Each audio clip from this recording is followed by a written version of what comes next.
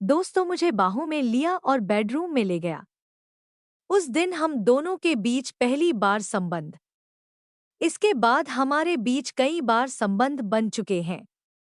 अकेलापन को दूर करने के लिए मैंने अपने देवर के साथ रिलेशनशिप में धीरे धीरे आने लगे, इतना करीब आ गए कि हम लोग को पता ही नहीं चला कि हम लोग क्या करने जा रहे हैं। दोस्तों मुझे अपने देवर के साथ समय बिताना अच्छा लगता है। हमने एक दूसरे के साथ सीमा नहीं लांघी है, लेकिन जब मैं उसके साथ होती हूँ तो मुझे बहुत ही अच्छा महसूस होता है। मैं उससे मिलने के लिए कोई ना कोई बहाना तलाशती रहती हूँ और उसे घर पर भी बुला चुकी हूँ। मेरे पति ट्रैवलिंग जॉब में हैं और घर पर बहुत कम रहते हैं। मेरा ट्रेनर मेरा सपोर्ट सिस्टम बन चुका है।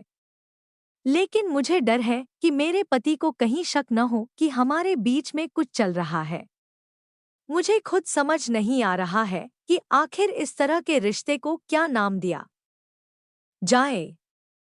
आर्टेमिस अस्पताल में हॉलिस्टिक मेडिसिन में एचओडी डॉक्टर रचना खन्ना सिंह, जो रिलेशनशिप, लाइफस्टाइल और स्ट्रेस मैनेजमेंट एक्सपर्ट हैं, उन्होंने इस सवाल का जवाब दिया। ये बड़ा ही आम रूमानी मिथक है कि एक सही व्यक्ति के साथ संतुष्ट रिश्ते में रहने पर किसी और की तरफ आकर्षण नहीं होता, जबकि सच ये है कि समय समय पर किसी और की ओर आकर्षित होना बहुत ही प्राकृतिक और टाल नहीं सकने वाली चीज है। मायने ये रखता है कि आप इस आकर्षण की ओर प्रतिक्रिया क्या देते हैं।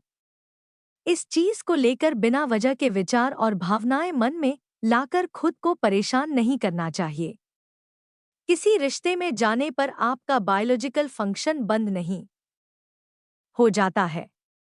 ये मन में न लाएं कि चूंकि आप किसी और की तरफ, लेकिन सच तो यह है कि मैं अपनी खुशियों के साथ समझौता नहीं करना चाहता। अब मुझे यह रिश्ता एक बोझ लगने लगा है। मुझे डर लगता है कि अगर मैंने दोबारा इस मुद्दे पर उससे बात की तो फिर से ड्रामा करने लगेगी। मैं बहुत ज्यादा परेशान रहने लगा हूँ। मैं उससे बिल्कुल भी प्यार नहीं करता। कृपया मुझे बताएं कि मैं अपनी गर्लफ्रेंड को इस बात के लिए कैसे मना सकता हूँ। डॉ. केदार तिलवे कहते हैं कि वक्त के साथ साथ हमारी सोच भी बदलने लगती है। समय आगे बढ़ता जाता है और रिश्ते पीछे छूटने लगते हैं।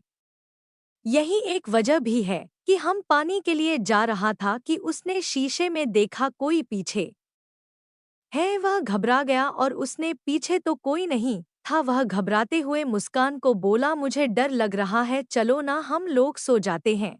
उसने बिना पानी पिए सो गया। रात के 2 बजे उसके नींद खुली। उठकर देखा, उसने ऊपर देखा कि पंखा बंद है। मैं पंखा चालू किया है कि उसने आगे मुड़कर देखा तो एक डायन चाकू लिए उसको मारने आ रही थी। वह घबराते चिल्ला पड़ा। उसकी मम्मी पापा सब आए। मुस्कान भी घर आ गए। भैया की तबीयत ठीक है ना?